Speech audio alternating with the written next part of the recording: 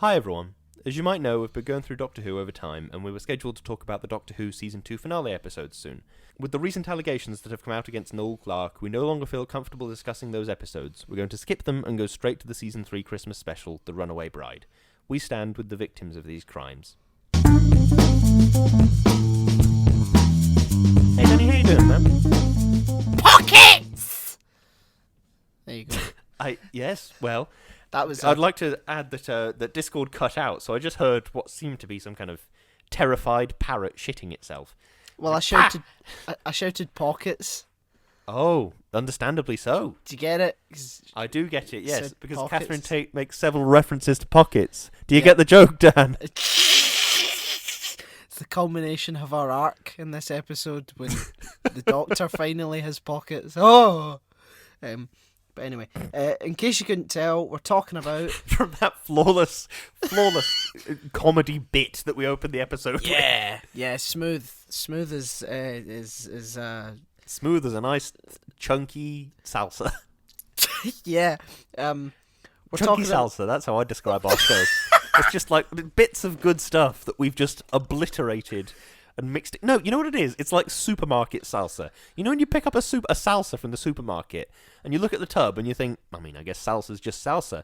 And then you open it and you dunk a little tortilla chip in there, you scoop up some salsa and you think, this is so sweet and acidic and it doesn't taste anything like any kind of food that I've ever eaten before in my life. Yeah. And you can see that there's good stuff in there that has been obliterated and then mixed with a lot of sugar. So it's just a very strange tub of confusing goop. That's how I would describe our show, is a strange tub of confusing goop. I think you're being too kind, Lewis. But but we are talking about Doctor Who Season 3, Episode 1. You may think it's Episode 0 and that Christmas specials don't count, but you would be wrong. I don't... Come on, we don't start counting at 0. I feel like we start counting at 1. Yeah, come on. I learnt this in maths, so, I mean...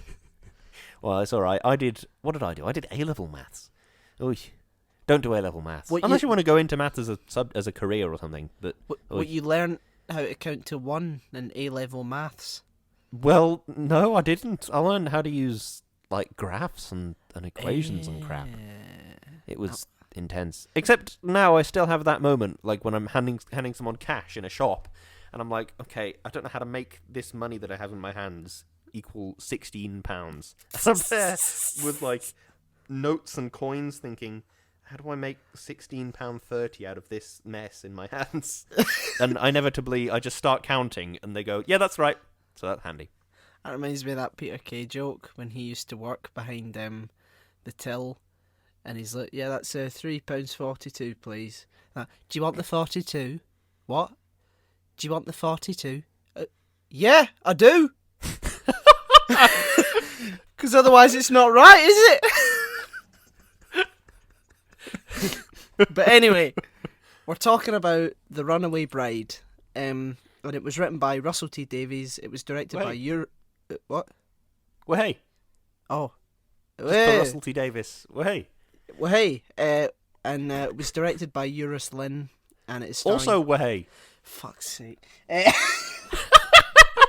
Anything I can do to make your life more difficult, Dan. It's getting done. Don't you worry. We're 5 minutes in. Come on, we need to do it. We've got 20 minutes. Blah blah blah blah blah blah. It's starring David Tennant. Hey, and Catherine Tate, Sarah Parrish. Hey, Don Gillette. Hey, and Jacqueline King. Hey, let's do that for every fucking episode. But anyway, do you know what David Tennant was in? He was in How to Train Your Dragon, the first one. He played just like a mysterious background villager that got flung up in the air and went, "Wah!" And that was his only line in the film. Wahey was his only line in that film. Yeah, more of a more of a scream. Yeah, more of a scream. Yeah, he's tossed up to be eaten by a dragon. He's like, "Wait, woo! Eaten by a dragon." Oh, fun. To be fair, I think if you were living on an island where, like, dragons regularly attacked, as they do in How to Train Your Dragon, I feel like quite quickly a suicide cult would form. Okay, we're talking about How to Train Your Dragon this episode, directed by Right, go on. Have we got an opening statement for The Runaway Bride? Yes, I do. A great family film set on an island with a great Christmas special that introduces one of my favourite companions as well as a very well-designed monster. Love it. Yep, completely couldn't agree more. I really like this episode. As you say, great Christmas special. It has some good stuff going on with little hints of Christmas thrown in, rather than Christmas front and centre with little hints of monsters going on. I liked that the ship was a star, because of course it fucking was. Yeah. It was such a dumb thing, but I kind of loved it.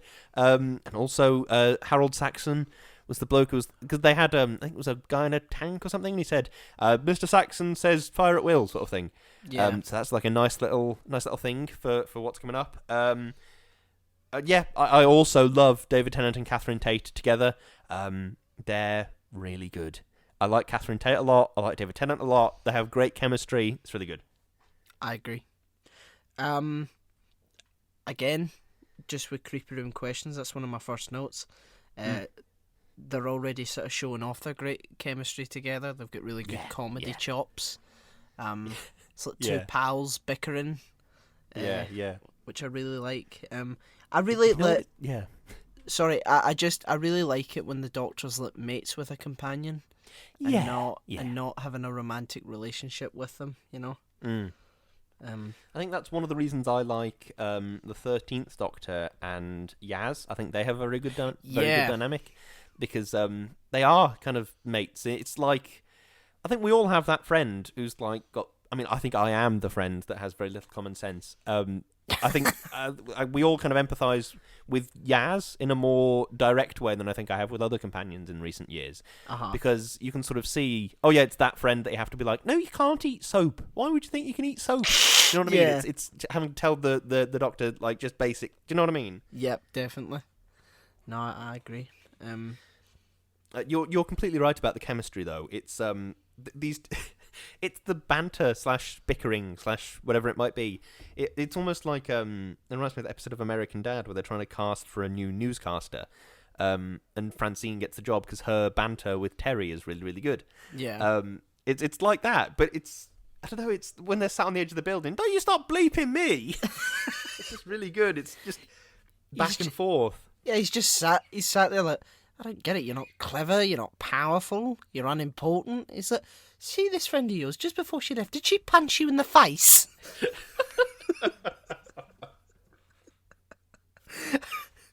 I like the fact that they show the Doctor mourning Rose.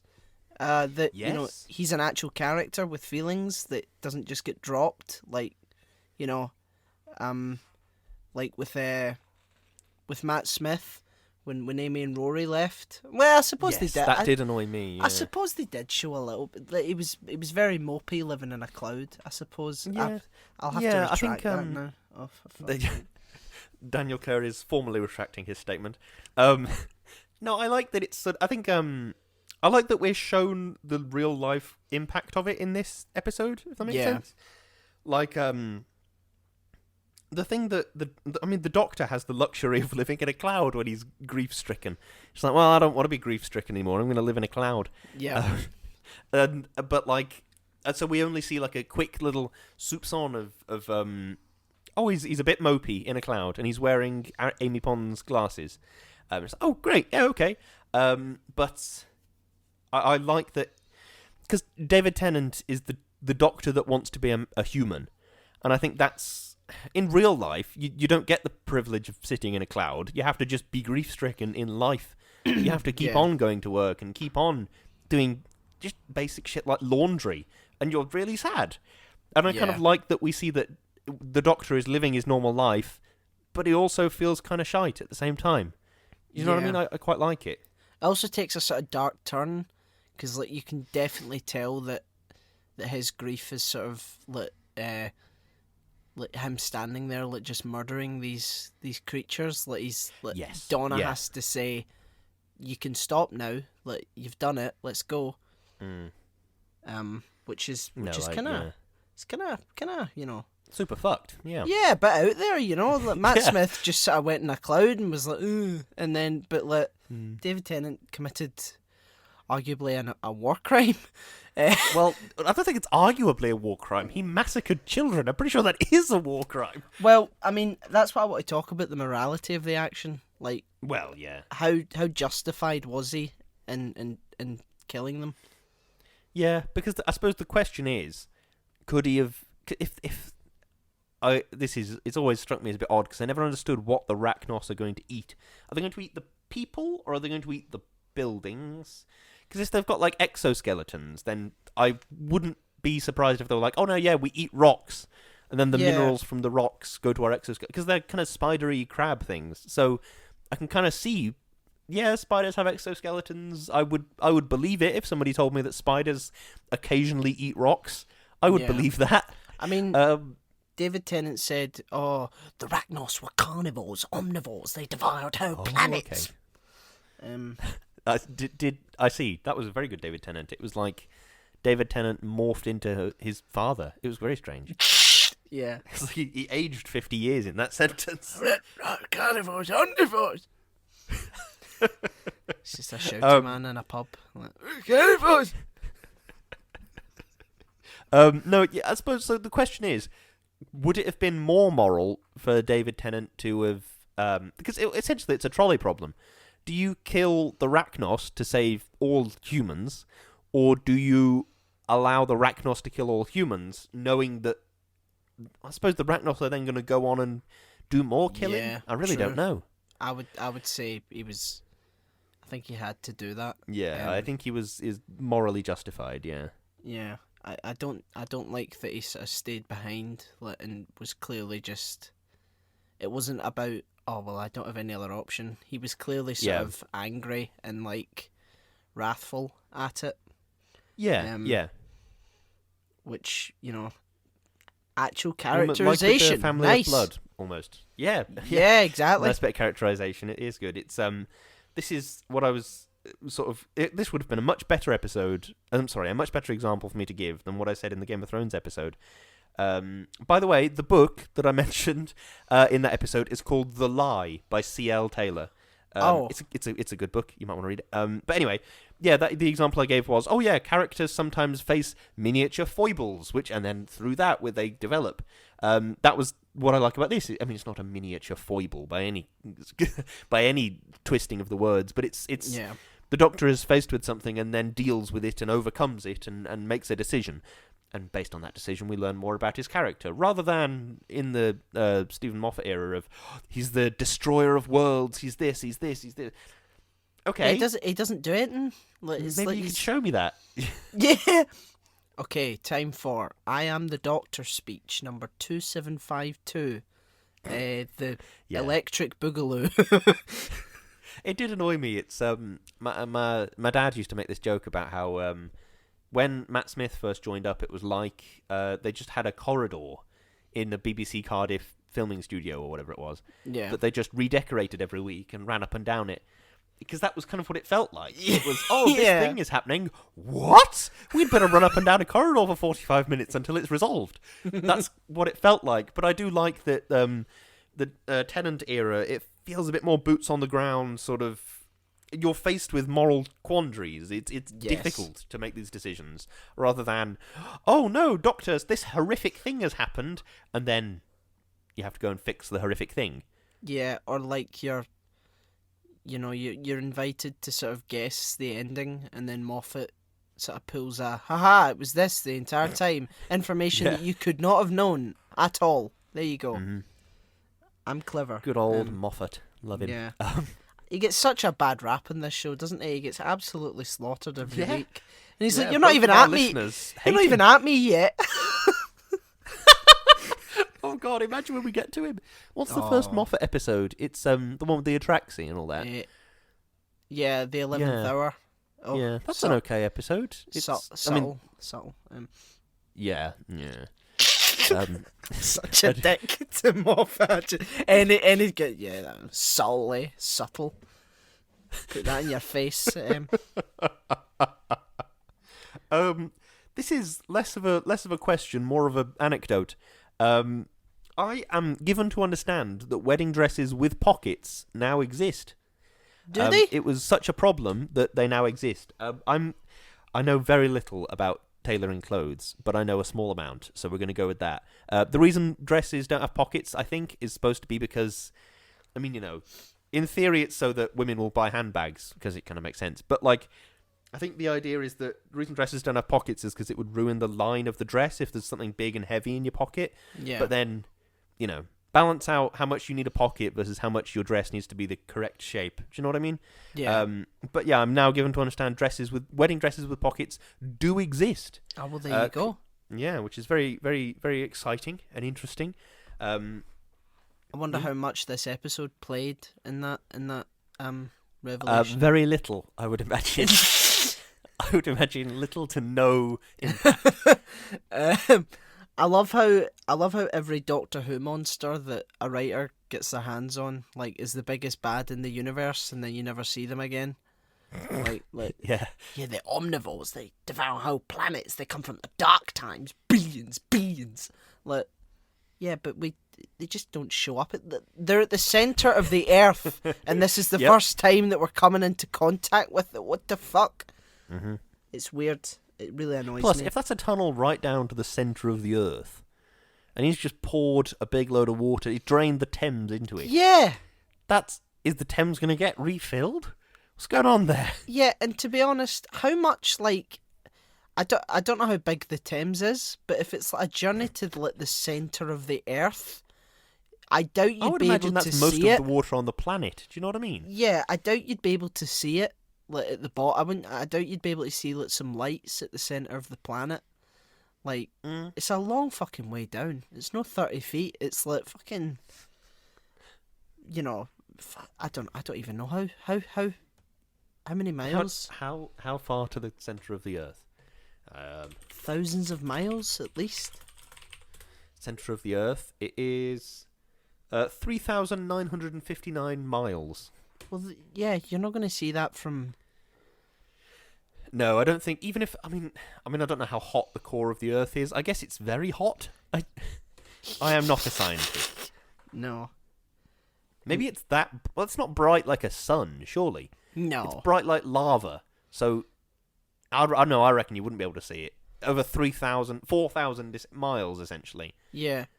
And, like, I don't know much about, like, the sort of relationship between us and the Earth's core, but see if there's, like, a hole drilled to the Earth's core, wouldn't we all be dead or something like that? Like, it just feels like like probably, yeah. That's what I feel like what would happen. I think it's probably going to upset some kind of tectonic plate situation. Yeah. Yeah. Plus, if that's another thing, if you take out the core of the Earth, which now is spiders, then that's going to affect gravity because the Earth suddenly weighs a lot less. Yeah. And so that's one thing. But then if you pour a load of water in there on top of the spiders, who have been growing somehow, then the Earth is suddenly heavier. Is gravity slightly stronger in the Doctor Who world? What's going on there? That's what I'd like to know. How many are there as well? Because it's been there since the beginning of time. Exactly, yeah. Like, so that's billions of years that they've been under there. And they haven't decided to try and climb out at any point. Like, they've just been in suspended animation, or maybe it was a very long gestation period. They've only just hatched or something. I don't know. But like, how can they have been like a terror billions of years ago if it takes billions of years for them to hatch? It's really weird. Maybe they're very resilient in the adult form. They don't die. So like the Empress Rachnos. What happens to her? She explodes, doesn't she? Yeah, she just gets blown to fuck. I see, blown to fuck. Is that a scientific term? Or? Oh, yeah. It's, Is that the metric shit ton or the imperial shit ton? Yeah. What the fuck was I saying? Yeah, if they're really resilient and strong, then maybe the reason they were a terror is because you just couldn't stop them. It's the It Keeps Coming genre of horror. I mean, this is all conjecture and guessing and supposition. She get destroyed by human tanks, so like how... Yeah, that's not that strong. Maybe billions of years ago. Billions. Nobody had made tanks yet, so they just had like rocks. I don't know. The Time Lords fought them though. Oh yeah, that's true. The Time Lords have got to have something at least equivalent to a tank. Yeah.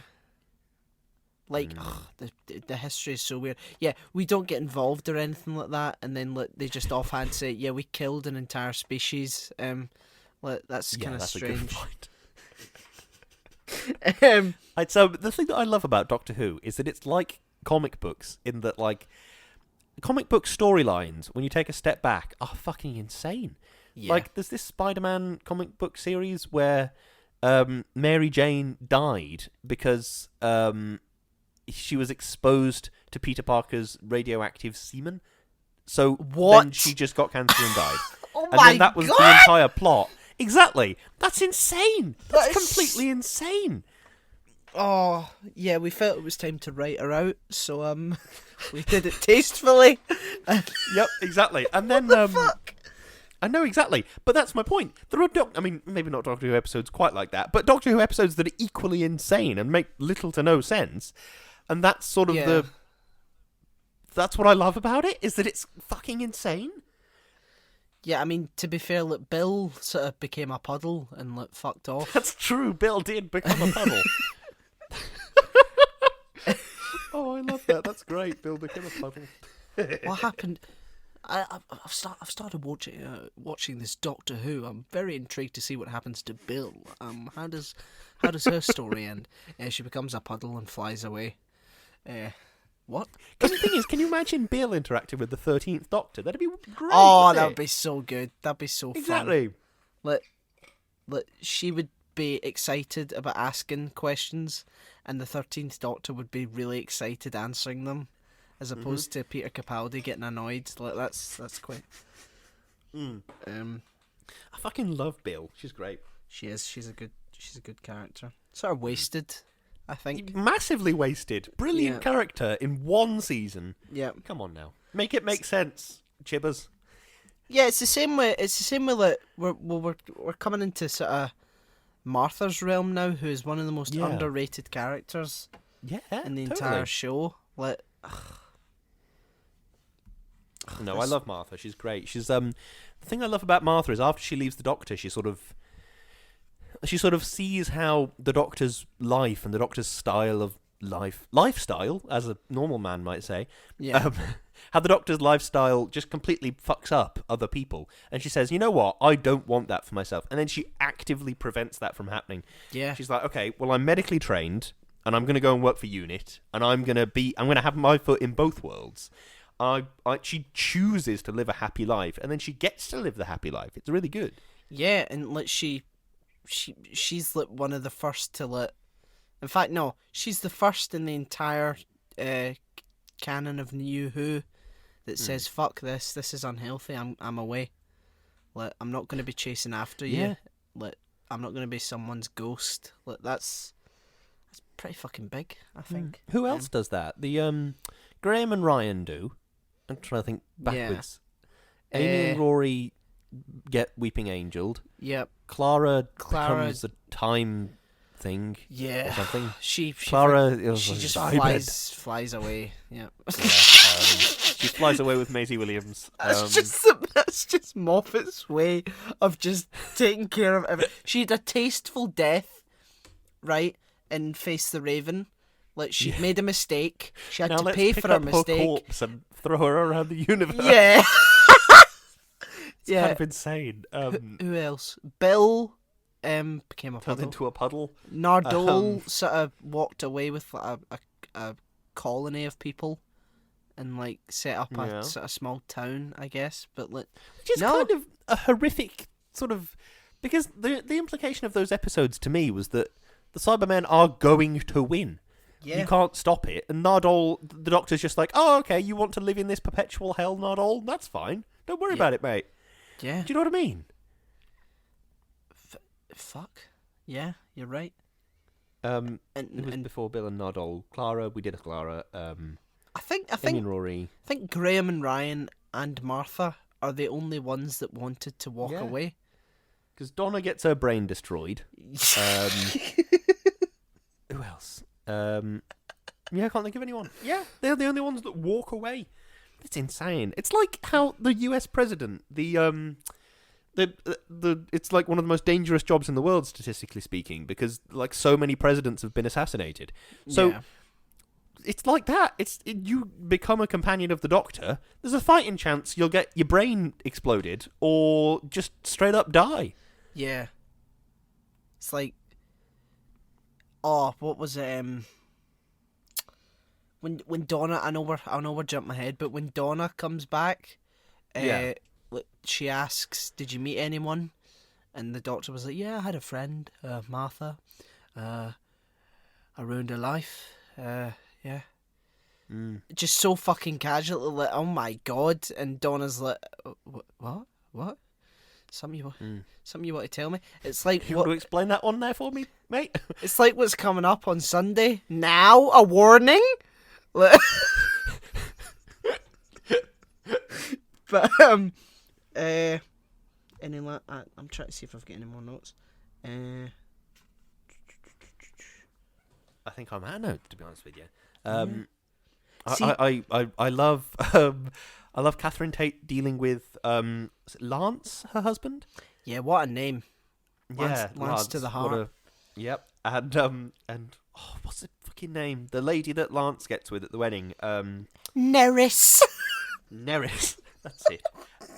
Which is a bizarre name. I've never met anybody called Neris. But I love how she sort of deals with Neris. Yeah.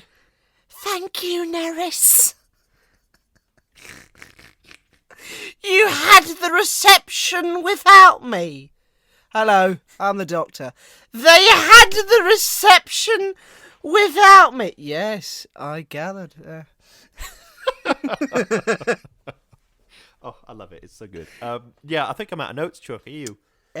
Season 3 is probably my favourite season in New Who, and I'm glad that we've finally got to it. Some really good stories coming up. Yeah, probably me too. What's season 4? Donna and the whole Donna. I do like Donna. Davros returning and all that. Spoilers. Spoilers. I think season 3 and season 4 are probably on par with each other for me a bit. I quite like them both. Yeah. But lots of stuff to discuss. Very excited. Indeed. Go on, Chuck. Have you got a closing statement? Yes. Season 3, here we go! Oh, well, that was a good one. Yeah, I've got one too. It's, strangely enough, it's season 3, here we go! Ooh! How fun is that? That's sheer coincidence. No, I like this episode a lot. Brilliant introduction to a brilliant character. I'm looking forward to more Donna in the future, and I'm looking forward to more Martha in the next one. I'm also looking forward to the Jadoon, because they are space rhinos, and that's just brilliant. See what I mean? It's like comic books. It's insane. Yeah. We've met these space soldiers that are dressed in like weird leather fetish gear. Yeah. And they're rhinos? What? It's just brilliant. Jadoon platoon upon the moon. Do you know? Have you heard the story about why they wrote this episode? The Jadoon platoons upon the moon. I think maybe we should save it for the next episode. We'll save it. But I'm now very. It's my hilarious anecdote. Lewis is going to tell me after we finish recording, and I'm going to pretend to be surprised when he inevitably says it the next episode. What? Wow! Should we do some cheeky shilling? Yeah, let's shill. The podcast is Linktrees. Woo! Lewis's is linktr.ee/Lewis_Brindley. Mine is /O'Hiram. And the podcast's is /Shouting into the Void. All together, no spaces, all lowercase. Amazing. Amazing. You yes, nailed that one. I did. I'm getting better. Both of our listeners will be so proud of you. We have a PayPal donate button, so anything you can spare, anything at all would be greatly appreciated. We also have Patreon, and we take the opportunity every week to thank our wonderful, wonderful patrons. It's a new month, so thank you to everyone who's renewed their subscription with us. Chloe. Thank you. Darius. Thank you. Sophie. Thank you. Peter. Thank you. Aditya. Thank you. Richard. Thank you. Natalie. Thank you. And Dougie. Thank you, one and all. You keep the lights on at Void Towers, and you allow us to do these things that we love to do. And it's dead good. Yes, it certainly is. Thank you. We also have merch on Teespring and Redbubble. We sell do. tote bags, jumpers, mugs, all sorts of stuff. Go have a look, see what you fancy, and get yourself something nice. Yeah. And last but certainly not least, we are partnered with an amazing company called Number 12 Crochet Avenue, and Lewis is going to say some wonderful things about them, all of which are true. Indeed I am. Look at me saying things with my mouth. We're gonna, sorry, I made a stupid fucking joke and now I'm miles away. Number 12 Crochet Avenue is an amazing company run by my amazing wife, in which she talks at great length about crochet, and she does a lot of crochet, and it's visually, I believe the term is bellissimo, and you have to do a chef's kiss as well, so, mwah, bellissimo. So go and check it out at Number 12 Crochet Avenue on Instagram. You'll find some of the most bellissimo images and information about crochet. Go and take a look. Thank you very much. Absolutely. Well, that was the way you said that was like, well, I don't know how to deal with that. What the fuck was that? That was the Runaway Bride. And next week is Smith and Jones. It is. So with space rhinos! Yeah. That'll be fun. I love it. Space rhinos are the best. They I mean, I've only experienced them with Jadoon, but yeah, they're pretty good. Yeah, the only other time I have is the other Lewis Brindley of the Ogscast did a RPG, like a tabletop RPG like Dungeons and Dragons. Yeah. But it was like in space, and part of the mission that they were doing was they had to get this special object to a planet that was owned and run by a space rhino. So that's my only other exposure to space rhinos. But I am thrilled about space rhinos in general. Well, I need to check that out now that you've said that. That sounds good. It is actually really good. I've seen some of their the first Dungeons and Dragons thing that they did, and it was quite funny. Yeah, I didn't like that one so much. The second one was good. Oh, okay. I'm wrong. I get no. First one was shit, Danny. You've got shit taste. But yeah, so join us next week, and we will see you, hear you, smell you. Journey to the centre of the earth on a surfboard next week. Yes, we will. Woo! On a surfboard? Yeah, because there's water going down. Oh, yeah, okay. I suppose that kind of checks out. Not really. Thank you very much for listening. We'll see you next week. Goodbye!